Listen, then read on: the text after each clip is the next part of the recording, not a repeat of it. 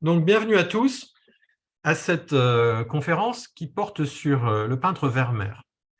Je vais vous proposer un exercice tout simple pour commencer, et un exercice très inhabituel. C'est de prendre du temps pour regarder un tableau. Le tableau de Vermeer que j'ai choisi pour cet exercice, c'est celui-là. Je vais vous proposer de faire comme si vous étiez chez quelqu'un qui avait ce tableau chez lui. Et vous êtes chez cet ami qui a ce tableau, et vous avez du temps pour le regarder. Avoir du temps pour regarder un tableau, c'est ce que beaucoup de gens en général n'ont pas. Les gens qui vont au Louvre ou qui vont voir l'exposition Vermeer en ce moment à Amsterdam, en général, ils passent peu de temps sur chaque œuvre. Là, le luxe que nous avons là, c'est qu'on a du temps pour regarder, et on va le prendre. Euh, on pense souvent que pour comprendre un tableau, il faut savoir beaucoup de choses. Ben, je vous dis clairement, c'est faux. Pour comprendre un tableau, il faut prendre du temps pour le regarder. C'est vraiment ça, le B à bas, et c'est énorme. Donc, là, ce qu'on va faire tout de suite, c'est 3 minutes de silence pour être tout simplement attentif. Voilà, je vous dis juste une chose, le globe qu'a ce monsieur sur son bureau, ça ne représente pas les pays, les continents, ce sont des constellations, c'est un globe céleste. Voilà. Je ne vous en dis pas plus, nous sommes partis pour 3 minutes d'observation silencieuse. Si au bout d'une minute, vous commencez à éprouver un sentiment qui s'appelle l'ennui, eh bien, je vous invite à faire un petit effort pour rester attentif jusqu'à la fin de la 3e minute. C'est parti.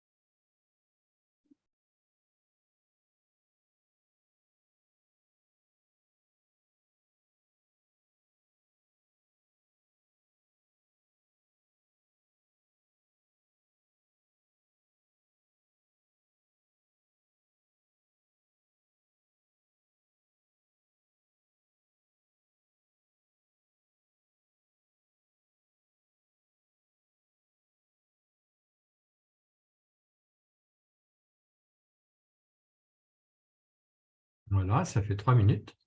Bravo. Première étape. Nécessairement, puisque vous avez été présent et attentif à ce tableau, nécessairement, ce tableau a eu un impact sur vous. L'impact, c'est ce qui vous a marqué personnellement. Il y a peut-être plusieurs choses qui vous ont marqué et je vais vous inviter à repérer en vous, précisément, la chose qui vous a personnellement le plus marqué. Voilà. Et je vous propose que nous échangions sur cette base et je vais poser des questions à plusieurs d'entre vous. À ce moment-là, vous appuyez sur la barre d'espace pour qu'on puisse vous entendre à nouveau et vous me dites ce qui vous a personnellement marqué dans ce tableau en étant précis et bref. Et je pose la question à Huai Xue. Excusez-moi la prononciation. Oui, Qu'est-ce qui vous a marqué? euh, le, le globe, le globe planétaire, c'est ça? Oui, c'est ça, le globe. Et qu'est-ce qui vous a marqué dans ce globe? Qu'est-ce que vous pouvez dire de ce globe? Plus précisé, vous dites. Oui. Plus précisément, qu'est-ce qui vous a marqué dans ce globe? Euh,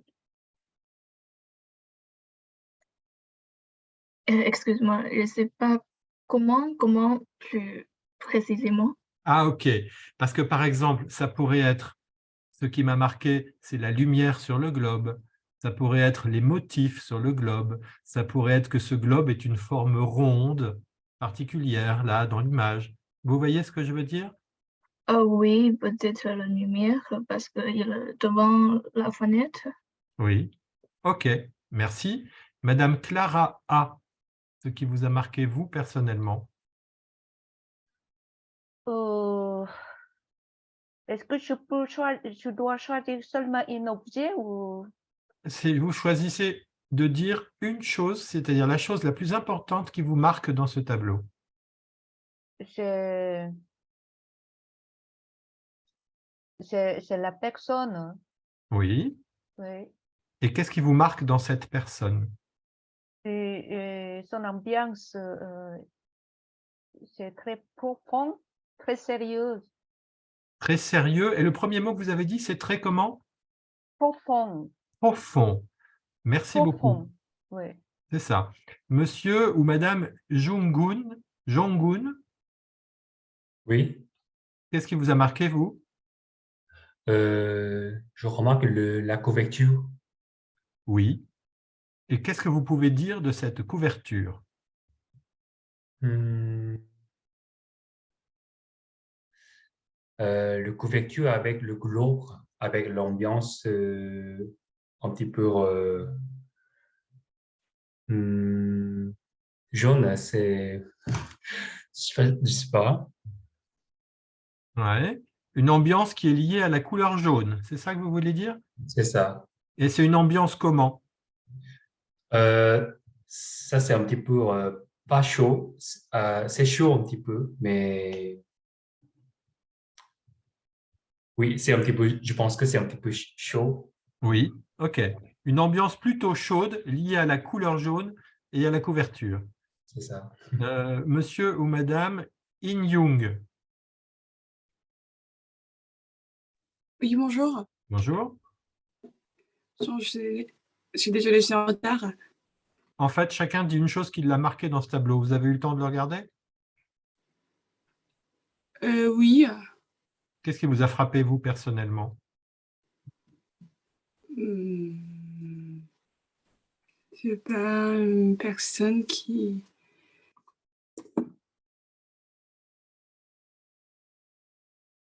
Non, je viens de... D'accord, ok. Et Layana, Alors, moi, par rapport au tableau, il y a plusieurs images et plusieurs objets qui m'ont plus fait, enfin, que j'ai remarqué. oui, Donc, premièrement, c'est la lumière à travers la fenêtre. oui, Ensuite, je parlais juste brièvement de ces objets-là. oui. Ensuite, il y a le petit motif sur enfin, sur la fenêtre, on dirait les motifs dans les églises. Donc, Ce que vous appelez les motifs, c'est les motifs qui sont tout en haut, là, ou là, juste ici? le rond, le Le rond rond qui est là, qui est oui, là, oui. comme un vitrail un peu coloré qui se trouve là. Voilà, c'est ça. Oui, Et après aussi le globe, enfin, vu que c'est pas un globe qui marque les continents, mais c'est une sorte, il y a des motifs que j'arrive pas trop à discerner. en fait, ce sont des constellations, ce sont les formes, c'est les signes du zodiaque avec Mhm. les constellations des étoiles. Oui, oui, je suis en train de zoomer, oui, effectivement, c'est ça. Et après, les vêtements que porte la personne, Oui, qui est à peu près les mêmes que sur la table. Donc, je Ah. dirais déjà, ça, ça montre l'époque en question dans laquelle il a vécu et le style et le rang, je pense, vu que c'est pas n'importe qui, je pense, hein, c'est d'après moi, qui pourrait oui, porter ce genre de tissu. oui. Et finalement, c'est le tableau derrière. J'ai trouvé Donc, il y a voilà. beaucoup d'objets qui m'ont fait marquer. Ils vous ont frappé. Alors, écoutez, vous savez, c'est très important que chacun d'entre vous soit conscient de ce qu'il a marqué, de ce par quoi il a été marqué dans les 3 premières minutes. Parce que c'est comme ça que la relation avec le tableau a commencé. Et c'est la première parole que l'œuvre vous a dite. Ça. Donc, prenez bien conscience chacun de ce qui vous a marqué dans ce tableau. Et on va poursuivre la conversation. Je vous propose de parler les uns et les autres, mais là, à bâton rompu, il suffit de ne pas parler en même temps que les autres. Je voudrais que vous me parliez de la couleur. Pour vous, quelle est la couleur dominante? Le jaune, Le jaune. Autre couleur dominante? Le vert. noir. Alors, le noir, le vert, Moi, le blanc central, donc, de ce livret-là, de ce livre qui est oui. tout à fait lumineux et qui est au centre quasiment du tableau. Ouais. Alors, je vous propose que les couleurs, on les prenne par importance en surface. Je dirais que les 2 couleurs dominantes en surface, c'est le jaune ocre, en gros, tous les ocres, et puis tous les bleus verts. Vous voyez? C'est les 2 grandes couleurs de la toile en surface. D'ailleurs, Vermeer, c'est quelqu'un qui utilise beaucoup en contraste ces 2 couleurs l'une avec l'autre. On en verra d'autres après. Et puis, il y a d'autres couleurs comme ça importantes qui ont été nommées. Il y a le noir et il y a le blanc. Alors, je vous propose qu'on parle du blanc. Qu'est-ce qu'on peut dire de… Madame a repéré le blanc avec la zone très, très lumineuse ici sur le livre. Qu'est-ce qu'on peut dire du blanc dans le tableau? C'est sa manière d'être positionné. Centrale, Centrale, et puis… rayonnante. Oui, rayonnante, ça veut dire quoi? Ça veut dire intense, intense? Intense, il est éblouissant. Un peu éblouissant, oui. Et puis moi, je dirais que c'est des petites touches, le blanc. Il y a le blanc sur la sphère aussi de la… Ouais, là. Alors, il y a des blancs qui sont vraiment blancs, et puis des zones claires qu'on associe au blanc. Par exemple, du blanc vraiment blanc, il n'y en a pas beaucoup. Il y en a un peu là. La chemise, là, c'est important. Il y a là, bien que ce soit déjà un peu crème, là, ici, puis la petite tête de canard. Puis après, il y a d'autres zones claires en continuité, comme celle-là, puis là-bas dans la fenêtre. Et puis le visage même, on dirait, un peu la main, zone claire. Vous voyez qu'il y a des petites touches de blanc là tout autour ici, des points d'impact de la lumière très précis qui sont là. Ensuite, le noir. Où est-ce qu'il y a du noir? Le cadre et la chaise. Ouais. C'est aussi en bas de rideau. En bas du rideau ici? En bas de l'étoffe. Ouais. Ah, en bas ici, de l'étoffe. C'est ça. Je dirais dans le creux de l'étoffe ici. Il y a quelque chose de presque noir là, ici. Et dans le tableau au mur, la robe de la femme, bon, on ne distingue pas très bien, mais là… Oui, vu d'ici, c'est noir.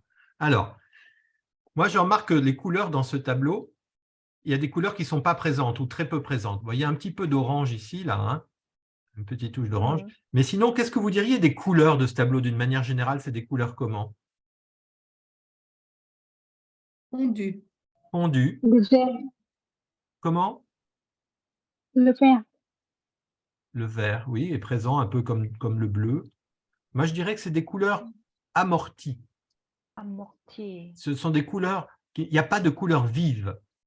Ce sont des couleurs un peu éteintes. Et ça donne une ambiance particulière. Tout à l'heure, on a parlé plusieurs fois du mot ambiance. Quelqu'un a dit que c'était un peu assez chaud. Alors, c'est amusant parce que déjà… Oui? Feutré. Feutré. Est-ce que tout le monde sait ce que ça veut dire feutré? Non, je ne connais pas ce mot. Le feutre, c'est une espèce d'étoffe très épaisse. Par exemple, où est-ce qu'on voit du feutre? C'est une étoffe très épaisse et qu'on met par exemple… alors là, je ne sais pas où on en met, Brigitte. Non, oui, Brigitte ou bien Nicole. Où est-ce qu'on voit du feutre? Certains vêtements C'est des doublures très très chaudes. Oui, parfois il y a des chapeaux en aussi. doublure. Ah oui, voilà, Des surtout chapeaux, voilà, oui, en fait. beaucoup dans les chapeaux. Et ce qu'on appelle en français une ambiance feutrée, c'est une ambiance où il y a du silence, où les gens marchent sans faire de bruit. Par exemple, dans une bibliothèque ou dans un salon où on ne veut pas faire de bruit. Il y a une ambiance feutrée. En français, c'est un très beau mot et ça qualifie bien cette ambiance-là. Et en plus, le feutre, c'est une matière. Donc, il y a une espèce d'épaisseur de la matière. Vous voyez l'espèce d'ambiance studieuse qu'il y a dans ce tableau, avec le côté assez confortable des étoffes, assez chaleureux du bois, le bois de l'armoire, le côté assez bourgeois. Vous voyez, ça fait une ambiance feutrée et les couleurs vont avec ça. Feutré, je dirais même coupé du monde. Donc, Et- il est en fait en phase avec le ciel, avec les constellations. Tout à fait. Alors, je vous propose de continuer en vous intéressant à la lumière. Donc, dans ce tableau, il y a des zones. Comment vous diriez? Il y a des zones très sombres et des zones très claires. Il y a ce qu'on appelle un contraste entre les zones claires et les zones sombres. On appelle ça le clair-obscur. Il y a des gens qui trouvent ce clair-obscur très doux, c'est-à-dire le contraste très doux, et d'autres qui le trouvent assez violent. Et ce que je vois souvent dans les tableaux de Vermeer, c'est qu'il y a une moitié qui le trouve doux et une moitié qui le trouve violent. Ceux qui le trouvent violent, c'est parce que, si vous regardez bien dans ce tableau, il y a des zones toutes noires. Vous voyez, par exemple, ici, cette chaise, elle est à contre-jour, le dos du bonhomme, il est presque noir, et il y a un contraste fort avec la clarté du mur qui est derrière. Et puis là, vous voyez, sur la lumière sur ce livre, en photo, on dirait que c'est de la surexposition. Il y a une saturation lumineuse. Comme disait quelqu'un tout à l'heure, là-bas, ça éblouit. Et puis là, au contraire, on est à nouveau dans le noir. Donc, vous voyez que dans ce tableau, il y a des zones très, très claires, des zones très, très sombres. Mais entre les deux, il y a une très grande variété. Et il y a des endroits, c'est très doux. Par exemple, quand on est sur le visage, c'est très doux le passage de l'ombre à la lumière. Sur le globe aussi, c'est très progressif. Alors, et ça, c'est quelque chose qu'on voit souvent chez Vermeer, ce contraste à la fois fort et en même temps doux. Et puis, alors, il y a beaucoup de peintres qui disent que Vermeer, c'est le grand peintre de la lumière. Alors, c'est sûr que quand vous regardez ce tableau, c'est impressionnant, la manière dont il a rendu la lumière. Et je vous propose d'être attentif aux endroits où il y a des reflets. Les reflets, c'est des endroits où la lumière rebondit. Il y en a quelques-uns dans le tableau, des reflets, où la surface brille et renvoie la lumière. Est-ce que vous les repérez?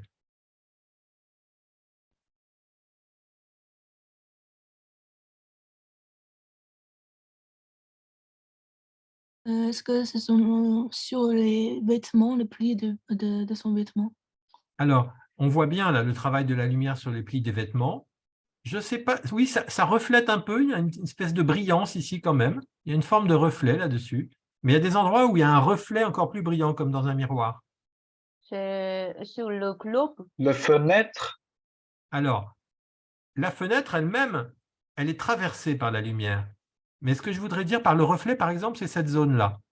Ah oui. Vous voyez, par exemple, ça, c'est du bois qui est bien ciré. Et il renvoie de la lumière. Ça, c'est la lumière de quoi qui est reflétée là? La Globe. table aussi. Ouais, c'est la Le lumière du globe. globe, exactement. Ouais, C'est la lumière du manche. globe. Et Ouais. puis, vous voyez là, aussi, il y a une clarté sur la boiserie qui vient certainement de choses claires ici. Et puis, il y a ici un petit reflet là, sur le bois du pied du globe. Et il y a le même là. Et quand on voit ce reflet, qu'est-ce qu'on peut dire de ce bois?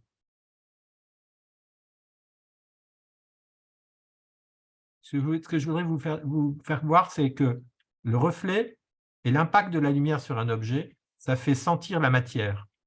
Là, par exemple, on sent que ce bout de bois est dur, qu'il est verni. ou bien Il a été ciré. bien astiqué. Bien astiqué. Astiqué, c'est un mot courant en français pour dire qu'on a bien poli, nettoyé une surface lisse. Voilà, ça, c'est des exemples de reflets très soignés. Et puis, par exemple, Vermeer, peintre de la lumière, c'est quelqu'un qui travaille les ombres. Et je ne sais pas si vous remarquez, il y a un nombre très grand d'ombres dans ce tableau. Des ombres très soignées.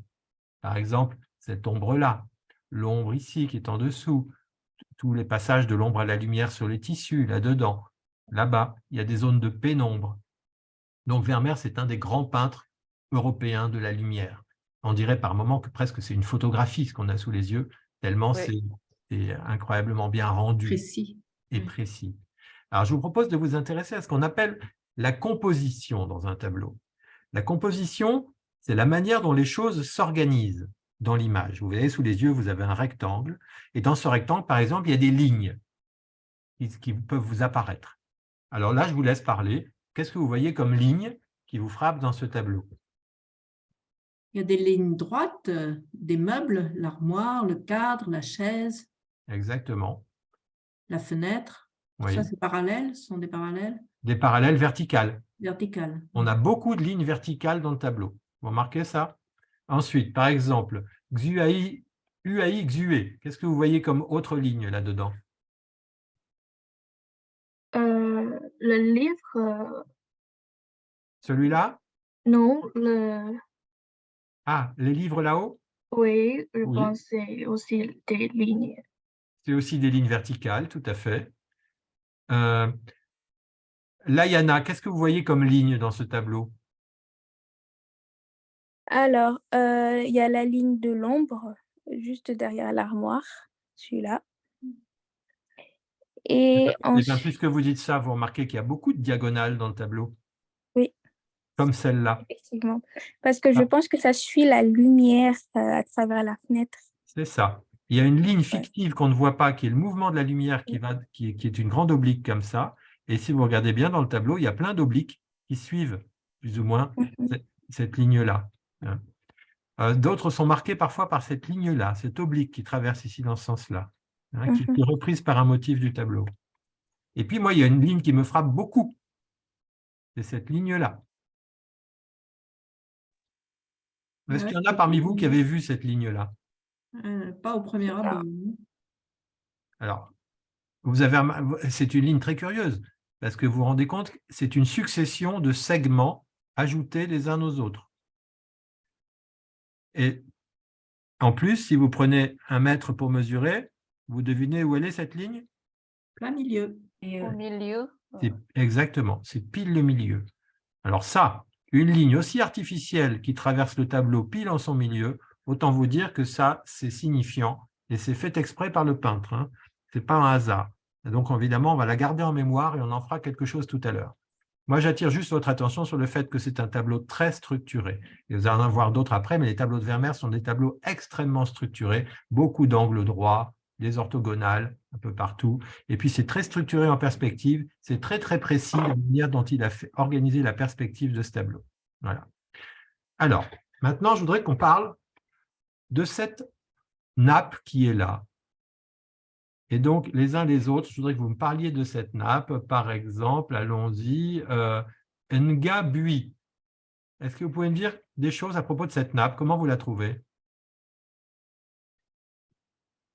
J'ai trouvé il y a des motifs, des, des plantes C'est vrai. avec deux couleurs principales, Ouais. jaune et vert. Ouais. Et après, c'est comme un arrière-plan. Ça, c'est pas principal, non, c'est... Voilà. Ok, merci, c'est très bien. Les autres, dites-moi d'autres choses. Qu'est-ce que vous pouvez dire de cette nappe, les autres? Elle est lourde et riche. Elle est lourde et elle est riche. Oui, ça se sent. On sent que c'est un tissu épais. Épais. Les autres, qu'est-ce que vous pouvez dire de cette nappe? Elle est somptueuse, elle est très riche. Oui. Elle renvoie à un univers bourgeois. Ah, clairement, hein. Ça vient certainement d'Orient ou voilà. Et je vais vous dire De Perse. Oui, pourquoi pas de Perse. En tout cas, l'Orient de manière générale. Quoi d'autre, les autres? Mais pour moi, c'est un peu étranger, je trouve. Oui, c'est-à-dire. C'est pas le bien plate, bien couvrir la table. Il y a des morceaux qui restent qui je n'arrive pas à expliquer, Mais en mais tout là, cas, on moi, peut. je suis bien d'accord avec vous. Je trouve que cette nappe est étrange. Et on ne sait pas très bien ce qu'elle fait là. C'est quoi ça? Quand vous allez chez les gens et vous voyez les nappes comme ça? Oui, c'est ça. Non, parce que on comprend bien que là, elle est bien posée sur la table. Mais ici, pourquoi elle est comme ça? Alors, il y a des gens qui disent qu'il y a une chaise en dessous, peut-être, pour la tenir. Bon, en tout cas, Vermeer l'a posée là, comme ça, de manière, je vais vous dire, totalement artificielle. C'est un artifice de composition. Et je vais vous proposer de réfléchir à ça. Alors là, il va falloir vous mettre en situation. Vous êtes d'accord que nous sommes devant, comment dire, le fait que cette nappe soit là, qu'est-ce que ça a comme conséquence pour nous, spectateurs de cette scène? Peut-être cette nappe est trop longue et puis il vient de faire le ménage de la terre. C'est un peu mouillé et puis on l'a fait plier sur la table. Enfin, je sais pas. Mais merci. C'est-à-dire que là, vous avez très astucieusement cherché une raison pour laquelle cette nappe pouvait être là. Et donc, voilà comment notre intelligence peut imaginer un scénario comme celui que vous proposez. C'est intéressant. Mais continuons. Qu'est-ce que ça fait pour nous, spectateurs, que cette nappe soit là? Qu'est-ce que ça crée pour notre regard? Moi, je crois. Vous m'entendez? Oui. Oui, moi, je crois que c'est une nappe qui est faite pour couvrir la globe par la suite. Alors, merci. En général, la proposition que vous faites, c'est l'une des raisons qui est donnée habituellement pour la présence de cette nappe. Effectivement, comme si quand il s'en va, pour protéger tout son matériel, il met la nappe par-dessus. Mais en fait, ce n'est pas vrai. Mais c'est très bien que vous y ayez pensé, parce que c'est une solution logique aussi, comme ce qu'a dit la jeune femme avant, parce que vous voyez, c'est très épais comme nappe. Et là, c'est fragile, un globe comme ça à l'époque. Hein. Et ça, on ne peut pas couvrir quelque chose comme ça avec un tissu aussi épais. Ça ne serait pas assez précautionneux. Je vais vous poser une autre question. On est en train de regarder ce monsieur. Comment vous sentez-vous par rapport à lui? Quel sentiment vous éprouvez dans la situation dans laquelle Vermeer nous a mis? Vermeer nous a mis, nous, dans une situation. Il a créé notre situation de spectateur. Comment vous vous sentez par rapport à ce monsieur? Un peu frileux parce qu'il a un épais manteau quand même, qui dénote une température ambiante un peu fraîche. Oui, pourquoi pas. Qui fait aussi que la nappe est très richement décorée et certainement très chaude, peut servir de couverture, pourquoi pas. Les autres, comment vous vous sentez par rapport à ce monsieur? Il s'étudie quelque chose important. Il étudie quelque chose d'important. Oui, il étudie quelque chose d'important. Mais vous, madame, qui êtes spectatrice,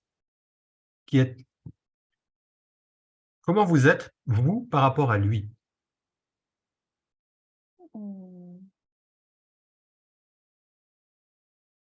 Attentif et concentré.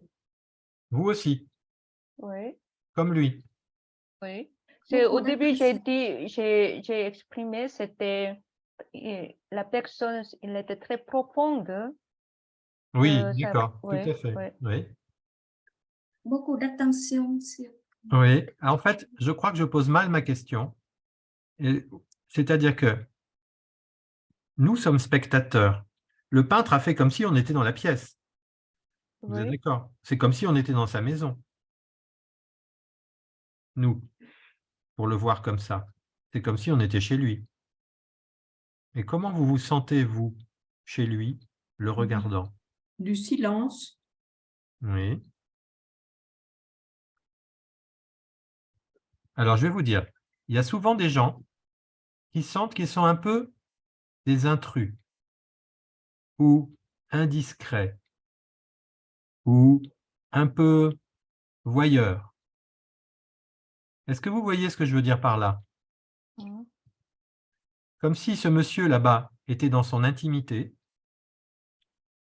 et nous, on est en dehors de cette intimité. Mais il réfléchit là en ce moment, il pense, Oui, absolument. il cogite. Donc, Mais en fait, moi, je ne parle pas de lui, je parle de nous. oui. Je parle du spectateur que nous sommes.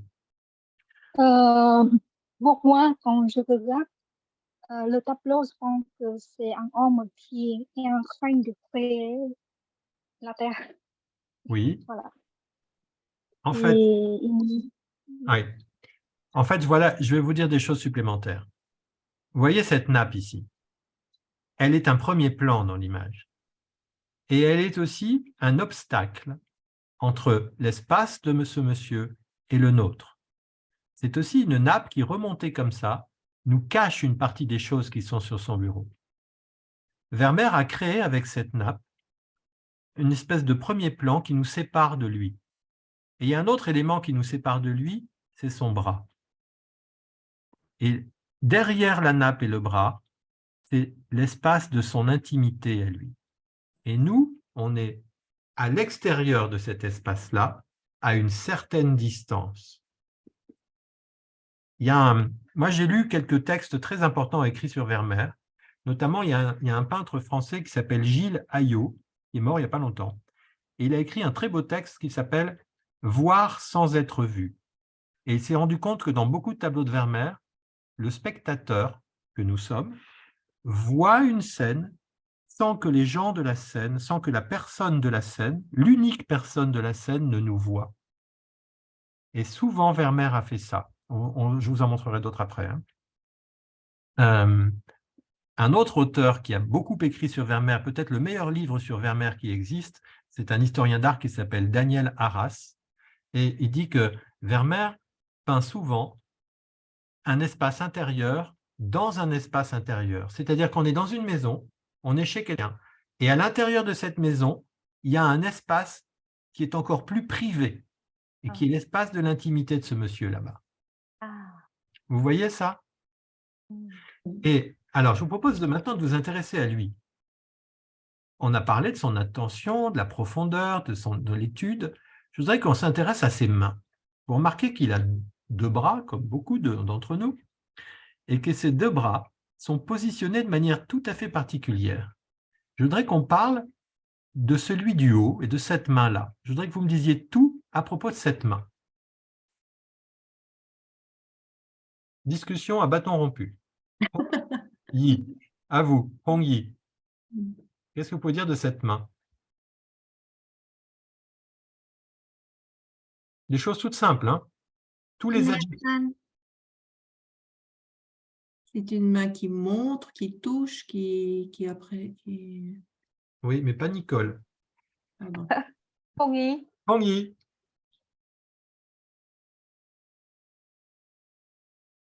Je viens de ouvert parce que... Ah bon, d'accord, ok, d'accord. Alors les autres, allez-y, Yonggun.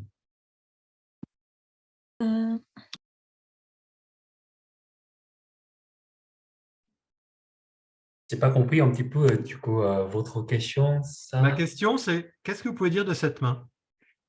Qu'est-ce que vous sentez de cette main? Qu'est-ce que vous pouvez dire de cette main? C'est un petit peu sensible. Oui.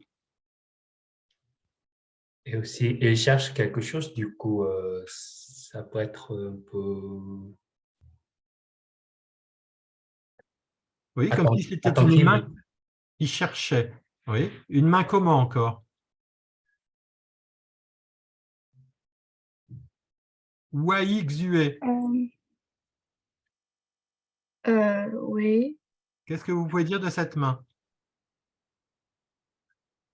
Oui, je suis d'accord, il cherche quelque chose, peut-être il veut étudier quelque part. Oui. Alors, les uns et les autres, là. En fait, ce que je suis en train de faire avec vous, ce n'est pas un cours. Je ne suis pas en train de faire un cours magistral. nous sommes en train ensemble de regarder une image et ce qui est très important, comment je veux vous dire, le sens de cette image, pour l'atteindre, il faut la regarder, faire exercer notre sensibilité et dire ce que l'on ressent et dire ce que l'on observe. La parole est absolument fondamentale. C'est pour ça que je vous pose des questions extrêmement simples, mais ne croyez pas, il faut se situer à ce niveau de simplicité-là. Moi, je trouve que ces deux mains sont très différentes l'une de l'autre. On pourrait même considérer qu'elles sont presque en opposition. Les sensations qu'elles dégagent sont très opposées. Par exemple, allez-y. Alors moi, j'ai remarqué la main sur la globe. Oui. On dirait qu'elle les tient avec une grande attention. Oui. Et on dirait que c'est comme s'il mesure en fait les globes. C'est vrai. On pourrait penser qu'il prend une mesure avec ses doigts. Tout à fait. Et enfin, je m'excuse si je coupe quelqu'un. Non, Alors, non. pour la seconde main, celle qui est sur la globe, moi, je trouve deux choses différentes. Oui. Premièrement, il y a cette, comment je dirais ça, cette tendresse, enfin, le fait de poser sa main sur la globe, on dirait que c'est comme si la globe, elle était fragile, premièrement. Oui. Et ensuite, deuxièmement, on dirait enfin, déjà qu'il mesure. Oui. Et que, attendez, et qu'on dirait qu'il mesure par des mesures géométriques. Enfin, je ne sais pas trop comment expliquer ça, parce que là, on voit le droit sur la globe. Ensuite, sa main, on dirait elle fait à peu près 30 degrés ou quelque chose Oui, comme oui, ça. oui, oui. C'est comme s'il y avait un angle dessiné par les Voilà, c'est doigts. ça. Hein? C'est comme s'il mesurait quelque chose avec ses doigts, ses deux doigts. Oui. Donc, voilà. Et l'autre main en bas, je ne sais pas trop. En fait, si. C'est très simple. Qu'est-ce que vous pouvez dire de cette main à gauche, la main gauche? Qu'est-ce qu'il y a comme sensation de cette main? C'est une main qui fait quoi? Enfin, à première vue, premièrement, je ne sais pas trop, mais moi, je dirais que c'est une main qui ressemble à celui d'une autre œuvre. Donc, les mains qui se touchent, là, on dirait que c'est ça. Enfin, je ne sais pas trop si vous Alors, voyez ne pensez pas à une autre œuvre, je vois à laquelle vous pensez, mais simplement cette main-là, qu'est-ce qu'elle fait là, cette main? Elle est sur... Voilà, elle s'appuie sur la table. Elle s'appuie sur la table. C'est à ce niveau de simplicité que je vous invite à être. Et c'est là que se trouve la vérité de l'œuvre. Donc, tout simplement les autres, je vais dire les choses à votre place, mais je le regrette beaucoup. Ça, c'est une main, vous avez dit de la tendresse. C'est beau ce mot que vous avez utilisé. On pourrait dire de la délicatesse aussi. C'est une main qui touche sans toucher, qui effleure. C'est une main qui est pleine de légèreté. C'est une main qui est orientée vers le haut. Et, voilà. Et la main qui est en bas, ben, c'est une main qui est orientée vers le bas. C'est une main qui est en appui. On voit l'angle des phalanges ici. C'est une main qui est beaucoup plus ferme de ce côté-là. Il y a plus de stabilité de ce côté-là.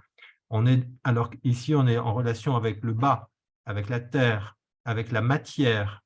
Là, on est en relation plutôt avec l'air, ça respire de ce côté-là, vous voyez? Et Vermeer a travaillé la complémentarité entre ces deux gestes. Et c'est très important. Un jour, quelqu'un m'a demandé de trouver un tableau pour parler de la stratégie. J'ai pensé à celui-là parce que je me suis dit, cet homme, il est dans une position parfaite. C'est-à-dire qu'il est en appui d'un côté, et cet appui qu'il a lui permet d'avoir une liberté de l'esprit. Vous voyez? Et comme s'il était là en relation avec les données concrètes du réel, et comme si là, au contraire, il était dans une spéculation libre, délicate. Vous voyez, c'est plus de l'esprit de ce côté-ci, c'est évident. Et en fait, c'est comme si dans ce tableau, on avait l'esprit et la matière, mais pas en opposition, c'est-à-dire en complémentarité. Et Gilles Ayot, dont je vous parlais tout à l'heure, c'est quelqu'un qui dit que chez Vermeer, il y a toujours l'union du matériel et du spirituel. Et je trouve que ce personnage-là incarne véritablement cela. Quand on s'élève, on ne s'élève pas en fuyant la matière, on s'élève en étant en même temps immergé dans la matière et en étant en appui très concret dessus. Alors, je vais vous proposer de continuer. Je vais vous montrer un tableau qui, au Louvre, se trouve dans la même salle. Alors, en ce moment, il n'est pas au Louvre, hein. Ah tiens, c'est pas le... avant ça, je vous montre le détail. Ici, on voit le détail sur Alors, le est-ce livre. que je peux ajouter Oui, ça? Tout à l'heure, vous dites que c'est un espace intimité. oui, À ce point, avec ce point, je trouve les mains du main. C'est vraiment, c'est la main gauche, c'est la terre. Main gauche, c'est la terre réelle, mais c'est la main droite, c'est comme une contemplation de ce personnage. oui, oui, oui, oui. Oui. Oui, il y a quelque chose qui renvoie à la contemplation de ce côté-là, c'est ça. Oui, parce que c'est je regarde à la fois même point, même espace. OK. Oui, Alors, il est sur cette connu. table, on voit ici un compas. Ça, c'est une feuille de papier. Ça, c'est un astrolabe d'un style particulier, assez ancien. Puis là-bas, il y a des livres divers et variés. Et alors, je vous propose d'aller voir ce petit tableau. Et tout de suite, il y a des points communs entre ce tableau et celui qu'on a vu avant. Ouais. Lesquels? Les deux espaces avec le matériel et le spirituel. Qu'est-ce que vous voyez? Le tableau est coupé en deux. Couleur. Ah, les couleurs. Les couleurs, effectivement, on trouve les bleus en bas, les bleus verts en bas, et les autres tout dessus. Oui. Je ne vous entends pas, les autres. La finesse et le doigté en haut et quelque chose de lourd et épais en bas. Oui. Thérèse Dang, une chose qui vous marque dans ce tableau qui ressemble au tableau d'avant ou qui est très différent? La concentration du personnage qui La me fait concentration. penser Ouais. à l'astronome qu'on a vu tout à l'heure. Ouais. Qu'est-ce qu'on peut dire du personnage dans ce tableau?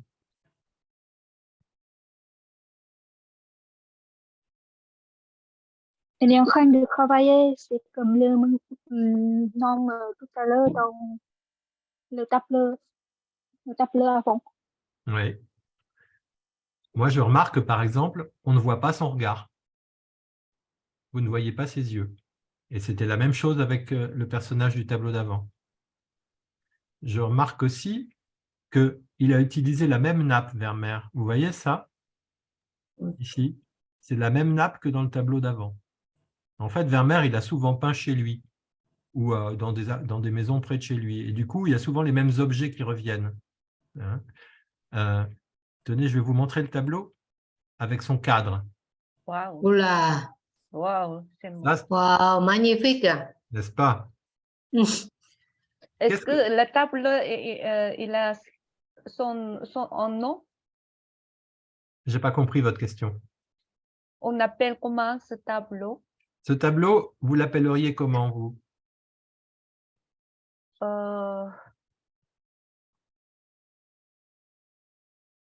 Les uns et les autres, qu'est-ce que vous donneriez comme titre à ce tableau?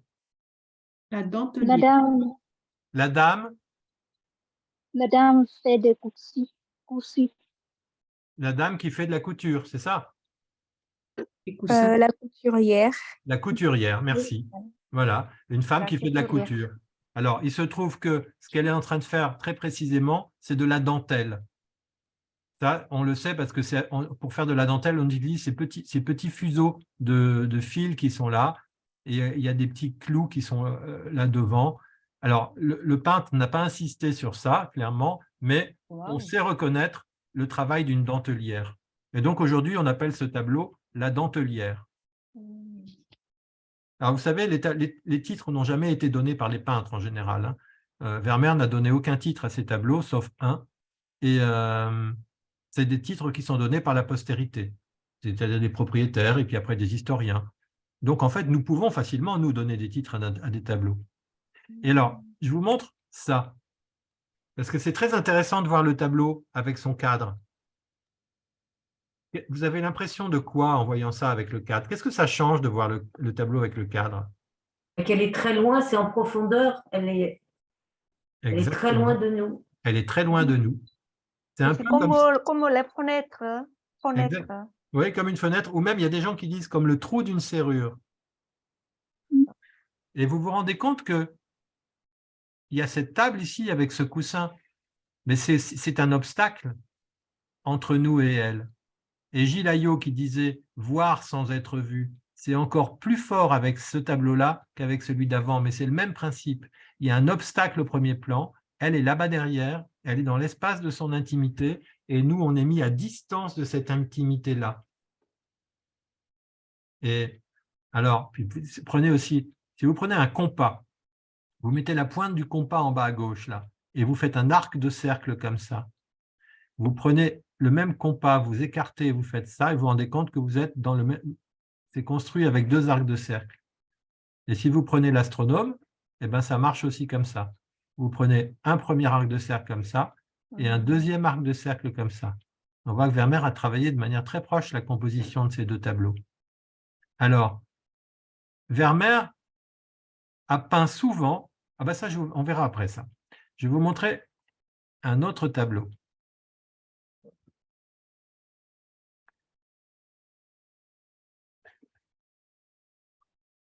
Puis je vais vous parler en même temps.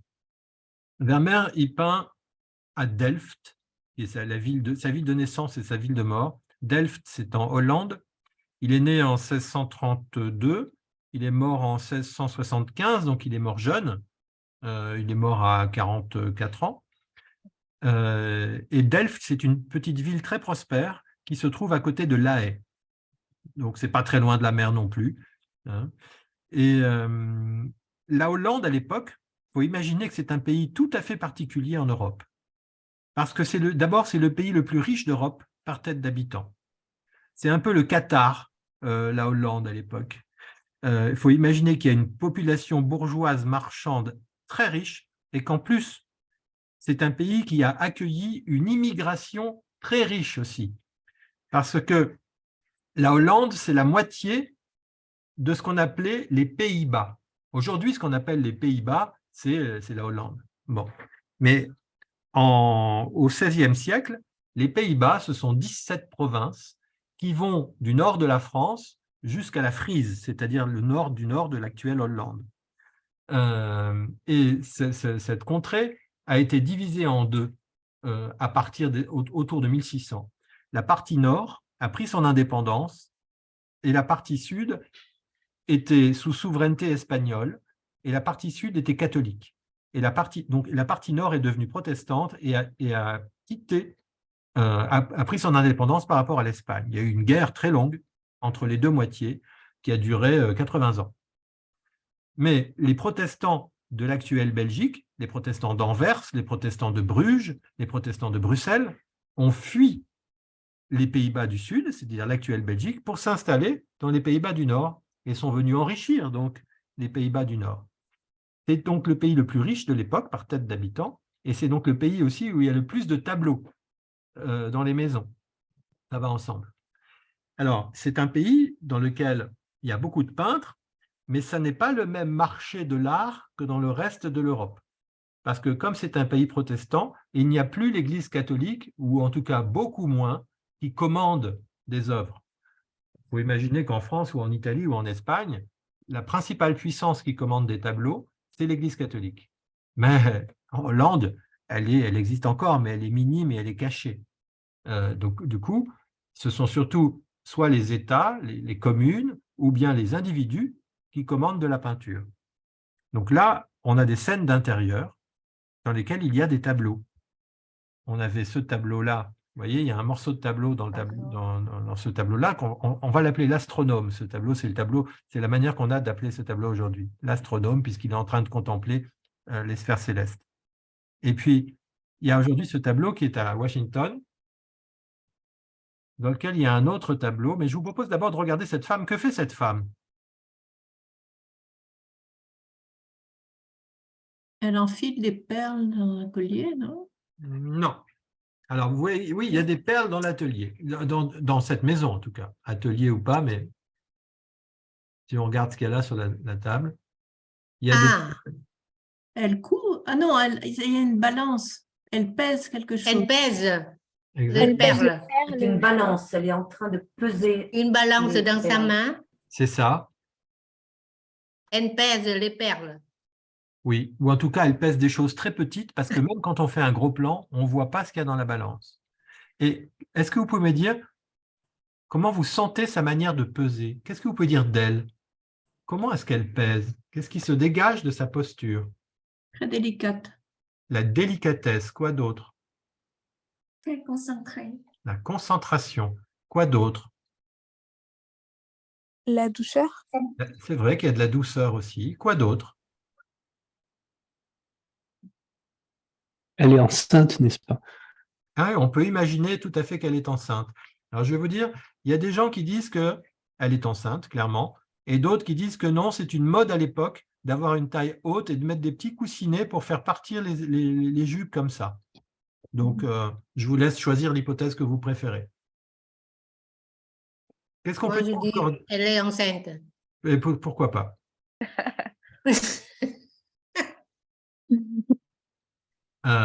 Moi, ce qui me frappe, c'est le sérieux intérieur aussi.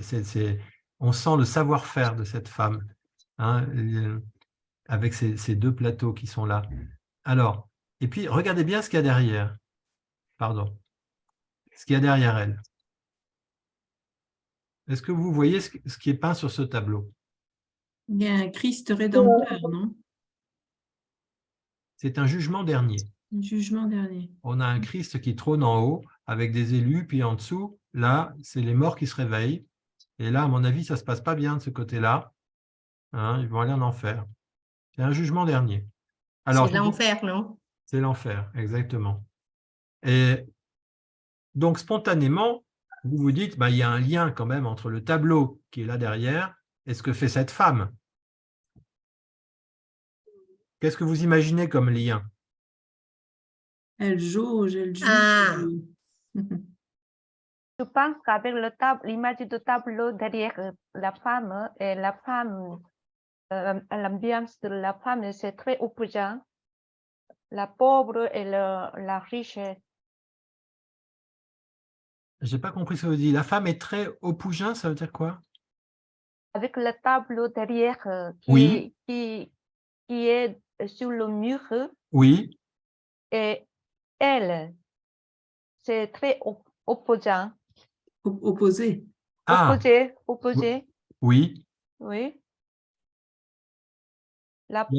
L'image du tableau, c'est peut-être le misérable un peu, mais elle, son comportement un peu riche, avec le péril.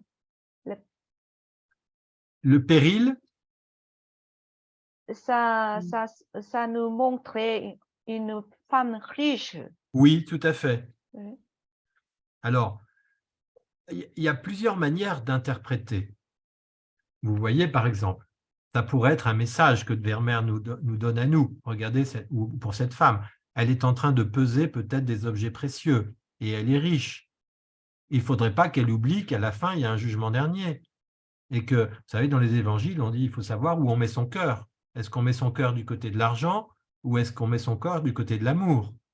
Donc, ça pourrait être, le tableau qui est derrière, une invitation pour nous qui voyons ça à réfléchir sur ce qu'on fait comme choix dans notre vie. Comme le jugement dernier, c'est aussi symboliquement une histoire de peser des âmes. Certains disent, ah, mais le jugement dernier, c'est un modèle de pesée juste. Et c'est comme si le tableau était une invitation qui lui était faite à elle de peser avec justesse. Vous voyez? Voilà plusieurs manières de donner du sens à ça. Et puis, il y en a une autre aussi.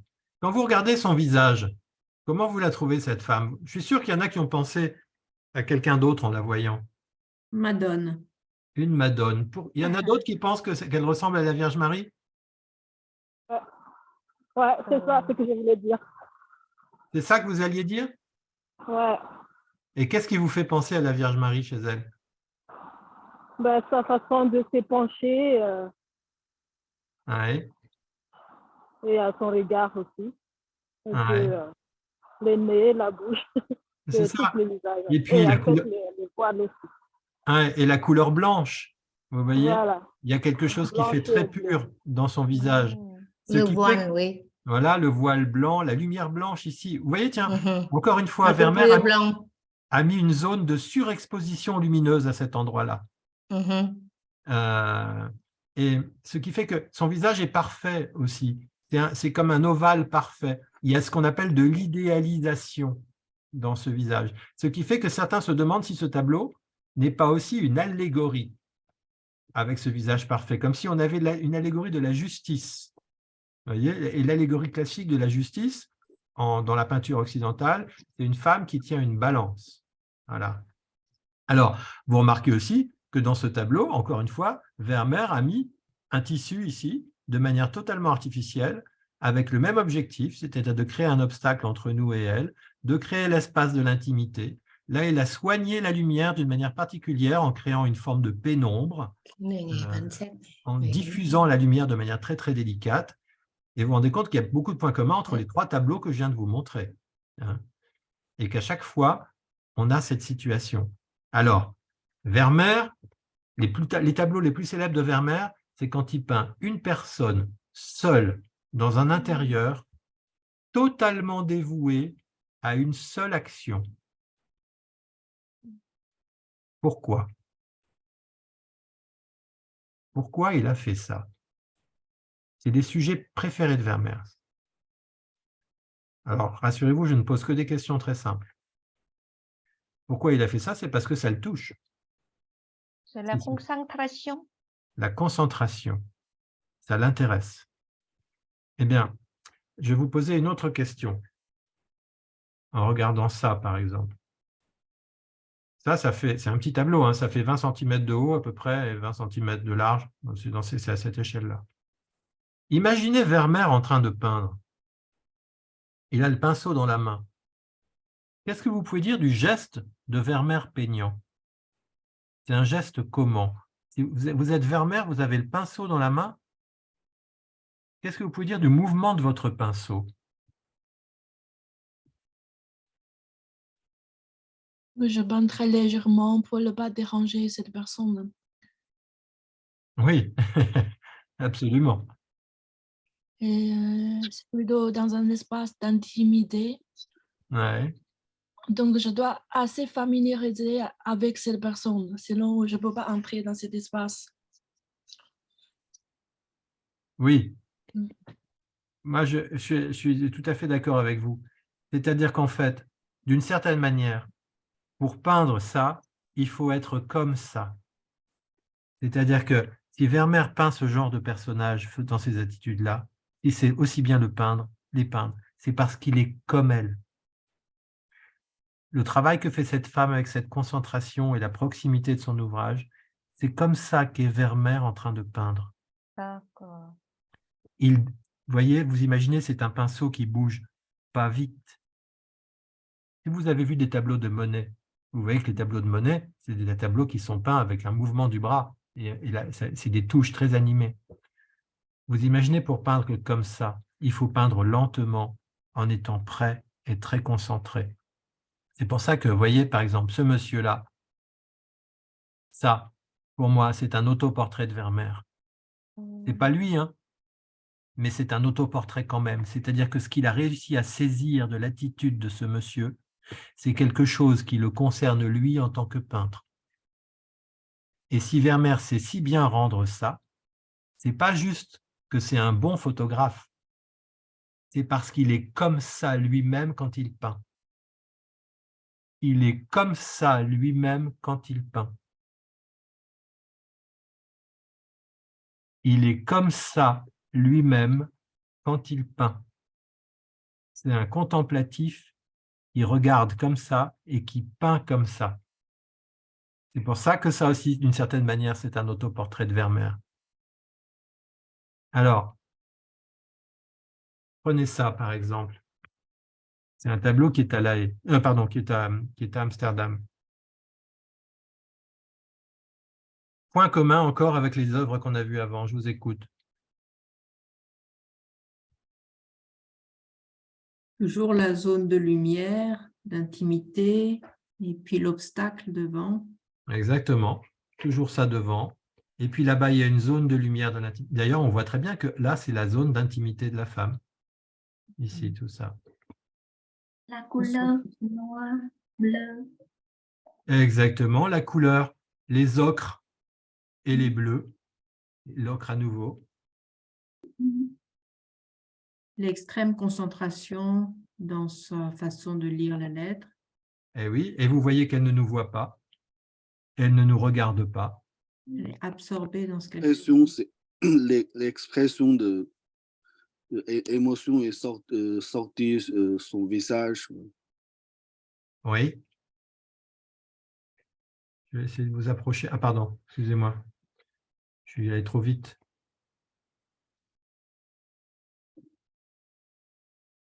Oui, il y a un travail impressionnant de l'expression du visage. On sent qu'elle est totalement en lien avec ce qu'elle lit. D'ailleurs, elle tient la lettre près de son cœur. Vous voyez ? Il y a une grande proximité entre la lettre, son cœur, son intérieur. Et en fait, tout se passe à l'intérieur d'elle. Et ce que Vermeer fait souvent, c'est qu'il met quelque chose dans la toile qui nous fait sortir à l'extérieur. Et notamment ici, c'est la carte. La carte qui montre je ne sais pas quel pays, certainement la Hollande, à un endroit ou un autre. Ça peut nous parler de ce qu'il y a à l'extérieur. Mais ça passe par l'intérieur. Et on dit de Vermeer qu'il est le peintre de l'intériorité.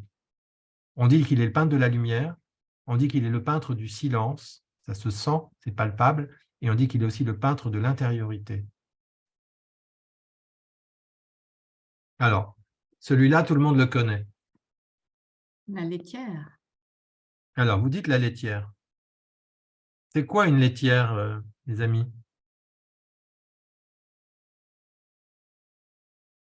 C'est la personne qui traite le lait. Non. En français, une laitière, c'est pas ça.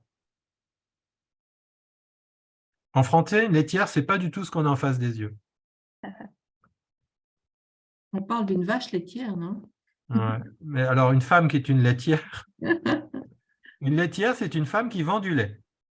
Ouais. Or, ce tableau, ce n'est pas une laitière.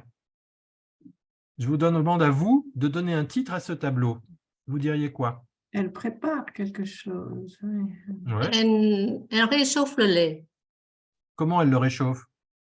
Elle verse le lait dans une jarre. Oui. Dans une jarre pour le réchauffer. Ah, ça, c'est vous qui dites que c'est pour le réchauffer. Parce que moi, je ne vois pas la pour flamme. garder chaud. Ou bien pour garder chaud le lait. Serveur. Ah. Vous avez dit, monsieur, je n'ai pas entendu? C'est une serveur. Une servante, c'est ça? Ouais. Oui, c'est ça. En fait, ce tableau, c'est une servante qui prépare quelque chose, un plat, avec du lait. Comme il y a du pain devant, certains disent que c'est peut-être pour faire une pâtisserie avec du pain et du lait, je ne sais pas très bien. Mais en tout cas, c'est pour vous dire qu'il faut toujours se méfier des titres. Le titre qu'on donne d'habitude à ce tableau ne correspond pas du tout à ce qu'on voit. Hein. Mais alors, je vous propose de me parler d'elle et de son geste.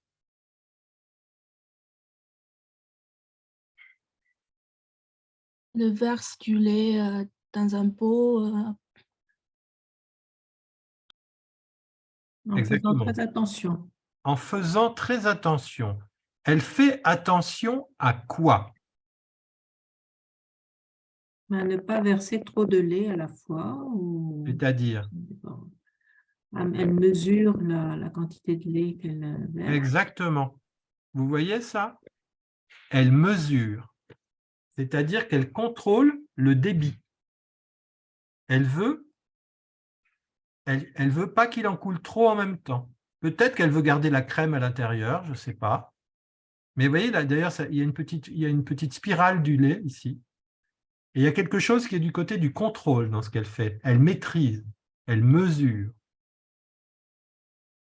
D'ailleurs, ce qui fait que certaines personnes ont pensé que ce tableau était une allégorie de la tempérance.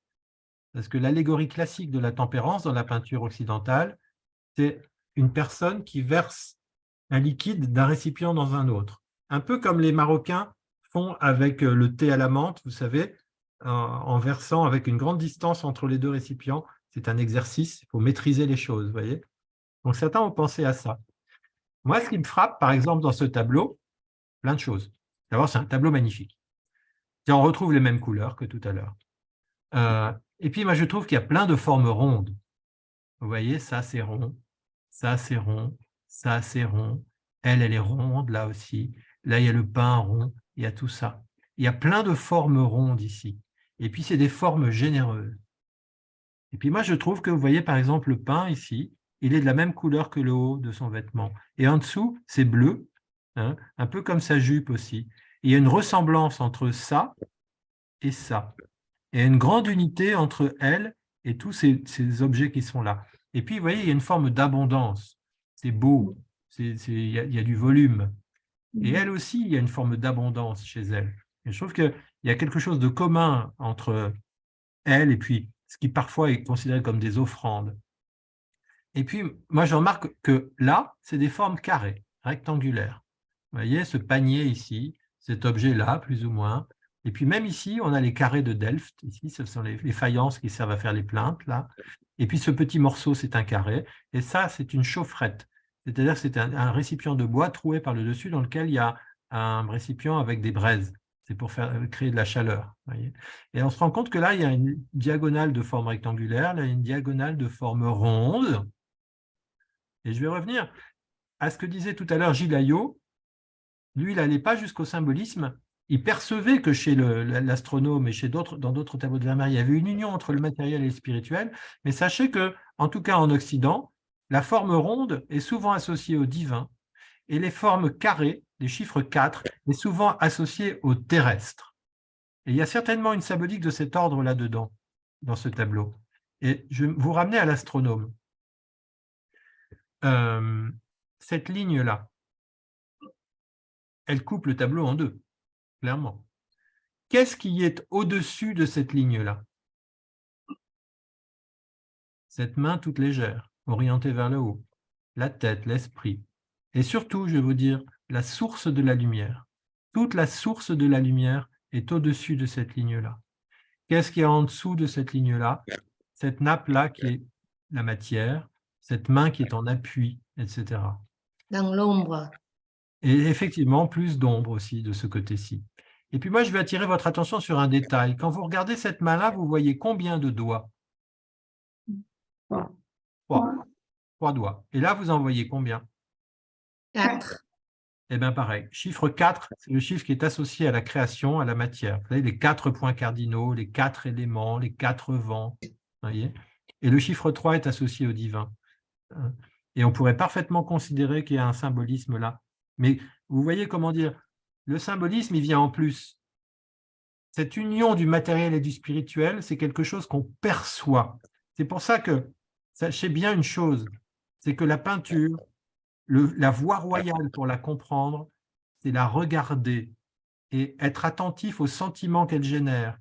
Et il faut aussi réfléchir, mais tout est donné ici, et c'est, comment dire, quand vous regardez bien un tableau de Vermeer, vous comprenez le tableau de Vermeer. Et le petit symbole en plus, là, il vient juste confirmer cette sensation que Gilles Ayot, qui par exemple, à mon avis, n'avait pas accès à ce symbolisme-là, a bien perçu dans la peinture de Vermeer. Et tout à l'heure, vous voyez, dans le tableau de la dame qui tenait la balance, on voyait un jugement dernier. Donc, c'était facile de faire un lien entre ce qu'elle faisait et l'image qui est derrière. Là, vous voyez qu'il y a un tableau. Ben, ce n'est pas facile de faire un lien entre ça et ça. D'abord, on ne comprend pas très bien ce qu'on voit là-dedans. On voit un corps masculin nu de ce côté-ci, de dos. Il y a une femme debout, une femme avec un enfant. Alors, il se trouve que dans un tableau qui est à Dublin, qu'il a peint plus tard, Vermeer a fait figurer ce tableau-là. Donc là, vous avez une femme qui doit être la patronne de la maison qui est en train d'écrire une lettre. Là, vous avez la servante qui attend peut-être qu'on lui donne la lettre pour aller la poster. Là, c'est un sujet galant.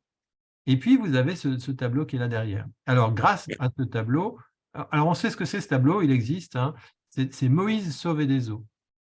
Et là, je crois que c'est la princesse, la fille de Pharaon qui tient Moïse dans les bras. Là, c'est un monsieur qui a été dans le Nil pour récupérer le berceau de Moïse. Alors on se dit, mais que vient faire un tableau sur le thème de Moïse sauvé des eaux avec cette scène-là? Ben, ça peut faire fonctionner notre imagination. Peut-être que ce qu'elle écrit, c'est en lien avec une naissance, allez savoir, des choses comme ça. Et ce que dit Daniel Arras, qui vous ai dit tout à l'heure, pour moi, l'un des grands spécialistes de Vermeer, c'est que, vous voyez ce qu'on a sous les yeux, ça? C'est ce qu'on appelle une scène de genre, c'est-à-dire scène de la vie quotidienne. Mais en fait, ça aussi, c'est une scène de genre. Ça aussi, c'est une scène de la vie quotidienne. Enfin, tout le monde n'a pas un globe à la maison, et n'étudie pas les sphères célestes, mais dans la bonne société de l'époque, en Europe, ça se faisait. Ça, scène de la vie quotidienne, une femme qui reçoit une lettre, on imagine souvent un sujet galant, là aussi. En fait, Vermeer a peint essentiellement des scènes de la vie quotidienne. Et en Hollande, à l'époque, c'est un des grands sujets. C'est d'ailleurs assez particulier à la Hollande. C'est assez particulier aux pays protestants. En France, en Italie, en Espagne, la grande peinture, c'est la peinture d'histoire, c'est-à-dire la peinture religieuse essentiellement. Et il y a ce qu'on appelle une hiérarchie des genres. C'est-à-dire qu'au sommet de la hiérarchie, il y a la peinture d'histoire, peinture religieuse, peinture d'événements historiques, les Grecs, les Romains, tout ça. Puis après, il y a les portraits. Puis après, il y a la scène de genre. Puis après, il y a la nature morte. Et en fait, souvent, on considère que ce qui fait de la valeur dans les tableaux, c'est le nombre de personnages et le sujet. Voilà. Et en Hollande, il n'y a plus cette hiérarchie. Enfin, il y a un petit peu, mais beaucoup moins. Et les grands peintres, comme Vermeer et d'autres, font ce qu'on appelle des scènes de genre qui sont très demandées par les habitants de la Hollande. Ça, c'est un tableau que Vermeer a toujours gardé chez lui. Ah, ça, c'est aussi une chose particulière. Vermeer, vous savez, il a une carrière qui a duré à peu près 20 ans, parce qu'il a eu sa maîtrise, il a eu la possibilité de travailler à son compte après sa formation à partir de 1653. Comme il est mort en 75, il a 22 ans de carrière. Mais on pense qu'il a dû peindre 3 tableaux par an et qu'il a dû peindre un peu plus d'une 60aine de tableaux. C'est très, très peu. Très, très peu. Actuellement, à l'exposition d'Amsterdam, il y a 27 tableaux et sur 36 qui subsistent. Donc, c'est pour ça que cette exposition est historique. C'est un gros pourcentage du nombre d'œuvres peintes par Vermeer. Alors, vous savez quoi? Je vais recouper le son parce qu'il y a des petits bruits. Voilà, j'ai recoupé le son. Donc, si vous voulez parler, il faut à nouveau remettre le son. À un moment donné, appuyer sur la barre d'espace. Oui, je vous disais qu'il avait dû peindre une 60aine de tableaux. Il en restait 36 aujourd'hui. Et en plus, il y a un citoyen de Delft qui s'appelle Peter van Ruyven qui a dû lui acheter au moins 21 tableaux. C'est pour vous dire que, vous vous rendez compte, ça veut dire qu'en fait, Vermeer était très peu connu. À l'époque, les peintres les plus connus, ils vendent à de nombreux clients. Et puis, par exemple, Rembrandt à Amsterdam, il a fait beaucoup de portraits. Faire des portraits, ça vous rend connu. Et Vermeer, en fait, n'était pas très, très connu de son vivant. On savait qu'il y avait un bon peintre à Delft qui s'appelait Vermeer, mais il n'était pas comparable à d'autres peintres comme ceux que j'ai cités avant. Et en fait, il était aussi moins payé que d'autres peintres de scènes de genre. Par exemple, vous avez un peintre qui s'appelle Gérard Doux. Aujourd'hui, personne en France connaît Gérard Doux. On connaît Rembrandt, on connaît Vermeer, on connaît un autre qui s'appelle Frans Hals, mais les autres, on ne les connaît pas. Et Gérard Doux, c'était le peintre le plus cher, le mieux payé à l'époque. Il faisait des scènes comme La Laitière, il faisait des scènes de lettres comme Vermeer aussi, mais il les faisait avec une précision incroyable. C'est-à-dire qu'une chose que vous ne pouvez pas percevoir forcément, mais je vais vous montrer un détail quand même, ça va vous aider. Voilà, si je reviens en arrière sur, par exemple, La Laitière, si je vous approche de près, vous voyez quand vous regardez la dentelle ici, ça c'est une collerette en dentelle. Quand vous la regardez à la loupe de près, ça ne fait pas dentelle, ça ne fait pas photo. C'est de la peinture qui est disposée comme ça de manière assez libre. Si vous la regardez à distance, ça fait dentelle. C'est comme la peinture impressionniste. Quand vous voyez un tableau de Monet, si vous vous approchez de près, vous voyez de la peinture. Il faut vous mettre à distance pour voir un paysage, une église ou quelque chose. Ben, Vermeer faisait des choses un peu comme ça. Mais Gérard Doux, dont je vous parlais tout à l'heure, à l'instant, c'est quelqu'un qui, même quand on regarde à la loupe, ça fait encore illusion. C'est photographique même de très près. Vous voyez, et c'est pour ça qu'il était payé très très cher. Et donc Vermeer était considéré comme un bon peintre, mais il était de son vivant pas considéré, loin de là, comme le meilleur de son temps. Et ça fait peu de temps, en fait, qu'on considère Vermeer comme l'un des plus grands peintres de tous les temps. C'est depuis la fin du 19e siècle. On a redécouvert sa peinture. Ça, c'est un tableau qui est à Vienne. Alors, comme c'est le seul Vermeer du musée de Vienne, les Viennois ne l'ont pas donné à l'exposition. Il n'est pas à Amsterdam en ce moment. C'est un très beau tableau, qui est un peu différent de ceux que je vous ai montrés avant, parce qu'il est plus grand. Celui-là, il fait un peu plus d'1 mètre de haut, alors que ceux que je vous ai montrés avant, ils font entre 20 cm et 50 cm de haut. C'est quoi le sujet?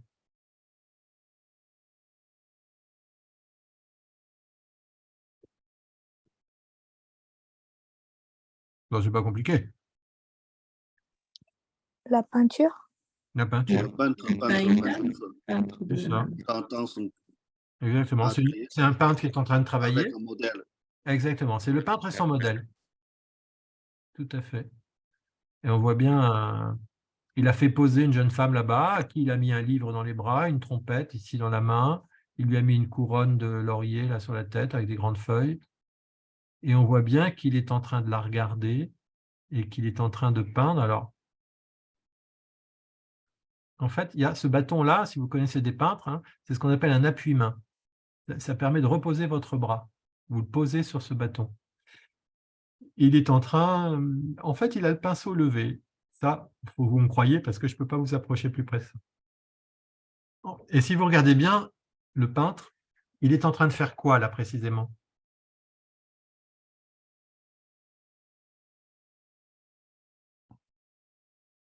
Il peint la coiffe. Alors, effectivement, son pinceau est en direction... C'est la coiffe bleue qu'il est en train de peindre, mais là, précisément, l'homme que vous avez en face de vous est en train de faire quoi? Il est en train de peindre le petit chapeau de la dame. Oui, mais en fait, si vous regardez bien, il n'est pas en train de le peindre au moment où vous regardez la scène. Il est en train de regarder la femme. Vous voyez ça? Oui. Moi, je trouve très impressionnant. Parce qu'on voit bien que la tête est tournée vers la gauche. Hein. Mais je trouve que c'est un tableau dans lequel on ne voit pas les yeux du bonhomme, mais on sent son regard. Je ne sais pas si vous le sentez comme moi, mais moi, j'ai l'impression de sentir son regard. Oui. Oui, il se tourne vers elle pour regarder la dame. Oui, il est tourné vers elle. Et je pense que pour Vermeer, la chose la plus importante, parce que c'est un tableau qui s'appelle « L'art de la peinture ». Et là, c'est le titre qu'a donné Vermeer. C'est le seul tableau de Vermeer dont on sait comment Vermeer l'appelait, parce qu'en fait, après la mort de Vermeer, le tableau était resté dans sa famille, et c'est sa femme qui parle de ce tableau en disant l'art de la peinture. Et c'est très important, un tableau d'un peintre, que le peintre appelle l'art de la peinture. Parce que vous voyez, il s'est représenté en train de regarder son modèle. Et la chose la plus importante pour un peintre, comme Vermeer, et à mon avis quand même pour beaucoup de peintres, c'est avant de peindre, c'est la qualité du regard qu'on pose sur la chose. C'est l'intensité et la qualité du regard. Avant le peintre, il y a le contemplateur, il y a le regardeur. La peinture, elle est d'abord fondée dans la réception de quelque chose qu'on a en face de soi, une image. Et je trouve impressionnant comment, en mettant ce béret, en le faisant pencher vers la droite, en faisant cet angle de l'épaule, il crée une ouverture dans ce sens-là, vous voyez ça? Puis en plus, il y a cette ligne-là, il nous fait aller en direction, mais il a vraiment bien réalisé cette espèce de moment suspendu pendant lequel le peintre est en train de regarder son modèle avant de poser son pinceau sur la toile. Et puis alors, ce tableau est magnifique parce qu'il nous montre à quel point il est virtuose dans la représentation des choses. Cette carte qui est au mur, on comprend qu'elle est un peu cartonnée, vous voyez, elle a des plis, elle a des plis qui sont dus à la suspension, elle a des craquelures, ici ça c'est une craquelure, là il y a un lustre en cuivre qui est magnifique avec ses effets de lumière qui est là. On retrouve, vous voyez, un rideau qu'il a mis là, là aussi ça situe notre espace, on est à distance, hein. Il y a l'espace de l'intimité, hein. Et là voilà, évidemment c'est pas lui là, non plus, il a fait poser quelqu'un, puisque lui, il est derrière pour peindre, hein. Et on pense vraiment que c'est allégorique, parce que vous voyez, Vermeer, il peint un atelier de peintre, ça, c'est pas un atelier de peintre. Ça, c'est un intérieur, c'est une pièce comment on appelle ça? C'est une pièce de réception. Un atelier de peintre, à l'époque, c'est sale, il y a des taches de peinture, etc. Il y a tout un matériel disposé pour ça, et là, le matériel est totalement absent. En revanche, il y a des objets qui sont allégoriques. Il y a un masque ici, il y a un livre, il y a un ouvrage ouvert ici. Certains disent que c'est peut-être une partition, donc ça évoquerait les autres arts. Elle serait l'allégorie de l'histoire. Ben voilà, il y a beaucoup d'interprétations qui sont livrées à propos de ce tableau. Mais je trouve intéressant de finir comme ça en voyant Vermeer. Et on dit de Vermeer, je vous ai dit tout à l'heure, peintre de la lumière, peintre du silence, peintre de l'intériorité. Et il y a quelque chose qui englobe tout ça, c'est la présence. C'est un peintre de la présence. Vous voyez, quand vous êtes présent, vous, derrière cet homme, vous voyez la qualité de présence de cet homme qu'il a dans l'observation. Et en fait, tous les personnages qu'on a vus avant, c'est aussi, on sent la qualité de leur présence à travers la peinture de Vermeer.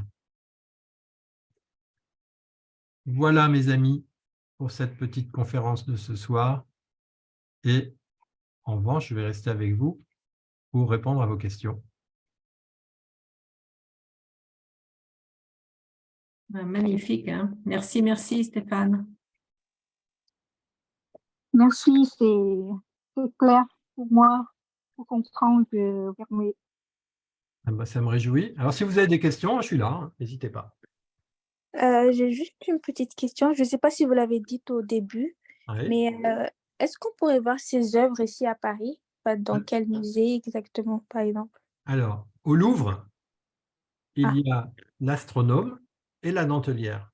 Mais l'Astronome est à Abu Dhabi pour plusieurs mois et la Dentelière est à Amsterdam jusqu'à la moitié du mois de juin. Mais ça veut dire que normalement, à partir du mois de juillet, elle sera de retour à Paris. Et elle est vous savez qu'au Louvre, il y a un calendrier d'ouverture des salles. Quand vous allez au Louvre, toutes les salles ne sont pas ouvertes. Si vous voulez aller voir la peinture hollandaise, c'est magnifique, hein? Il faut bien vous renseigner pour savoir quel jour vous allez pour voir la peinture hollandaise et la peinture de Vermeer. Et c'est une très belle zone du musée.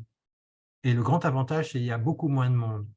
Parce qu'au Louvre, il y a une foule dans la peinture italienne et dans l'Égypte, mais il n'y a personne ou très peu de gens dans la peinture hollandaise, et c'est splendide la peinture hollandaise. Franchement, ça vaut le coup d'y aller rien que pour ça. D'accord, merci beaucoup. Je vous en prie. J'ai une petite question sur Vermeer. Est-ce que quand Vermeer fait la peinture, qui utilise une outil comme la photographie pour regarder l'image? Alors, oui, mais pas tout le temps. Il y a ce qu'on appelle à l'époque la caméra obscura. En fait, c'est une boîte noire dans laquelle, sur l'une des parois, il y a un petit trou. Et en fait, quand vous faites ça, se reflète à l'intérieur de la boîte, sur la paroi intérieure, le paysage qui est à l'extérieur à l'envers, comme dans un appareil photo. En fait, l'appareil photo en tant que boîte et le phénomène de la projection de l'image à l'intérieur, l'humanité le connaît déjà depuis longtemps. La nouveauté avec l'appareil photo, c'est qu'on a trouvé un moyen de fixer l'image. Oui. Avec le chlorure d'argent, ou je ne sais plus très bien, je ne suis pas scientifique, mais c'est des histoires comme ça. Mais ce genre de boîte qui permettait d'afficher, de saisir une image, ça existait déjà du temps de Vermeer. Mais en revanche, il y a des grands débats. Il paraît que Vermeer n'a jamais possédé une boîte comme ça, qu'il n'en existait pas du temps de Vermeer, mais qu'en fait, c'était des maisons. C'est des structures dans lesquelles on entre. Mais en tout cas, il a utilisé ça parce que Vermeer habitait à côté des jésuites, à Delft, et les jésuites en avaient une. Et il y avait des jésuites scientifiques qui travaillaient avec ce qu'on appelle les caméras obscura. Et on sait, quand on voit certains tableaux de Vermeer, qu'il utilise des flous à certains endroits et une manière de représenter la lumière qui est typique de ce qu'on voit avec les caméras obscura. En revanche, les tableaux que vous voyez là ne sont pas du tout le résultat de la caméra obscura. Il a pratiqué, il sait comment ça marche, il en a pris certains effets, mais ce que vous avez vu, c'est de pure création artistique. C'est un travail de peintre. C'est même pas du décalcage d'une image caméra obscura. Hein. Merci. De rien. Merci beaucoup, Monsieur Copio. J'ai apprécié beaucoup ce soir parce que je ne connais pas c'est pas une règle, la méthode, c'est pas une méthode. Comment on peut contempler, on peut regarder un tableau. Oui. Et ce soir, j'ai appris ça. Oui, c'est vrai, c'est vrai. Oui, ben, tant mieux, ça me réjouit. Je pense que les autres boursiers aussi, c'est pareil presque. J'apprécie beaucoup. Je n'attendais pas cette conférence. Merci Nicole. C'est grâce à Nicole et grâce à vous, vraiment, ce soir, nous avons ouvert les yeux. Oui. Vraiment, comme nouvelle vue, Oui. oui. Envers le tableau. Aussi, vraiment, sur le tableau, il y a l'intimité de toutes les peintures. C'est ça, c'est très, votre interprétation, c'est très beau. Merci. Mais je vous en prie. En tout cas, c'était un plaisir pour moi de vous présenter ça. Voilà. Moi aussi, je vous remercie beaucoup, Monsieur Stéphane. Avant, je ne savais pas, mais depuis tout à l'heure, maintenant, je comprends et je sais que quand on regarde devant un beau tableau, on peut apprécier et puis on peut voir bien des choses. Bien même sûr. Pour une méditation sur un tableau précieux. Maintenant je vois et puis bon, j'ai découvert plein de choses grâce à vous. Merci beaucoup. Mais je vous en prie. Aujourd'hui, notre présidente, Madame Blanchard, oui. Elle promet de nous rejoindre avec ses deux petits-fils, mais elle est absente ce soir, malheureusement. OK. Eh bien, je vous souhaite une bonne fin de soirée à tous. Merci mille fois, Stéphane. Merci beaucoup. Voilà. À vous aussi. Merci beaucoup. Je vous en prie. Merci beaucoup. Merci. Peut-être une autre fois, peut-être je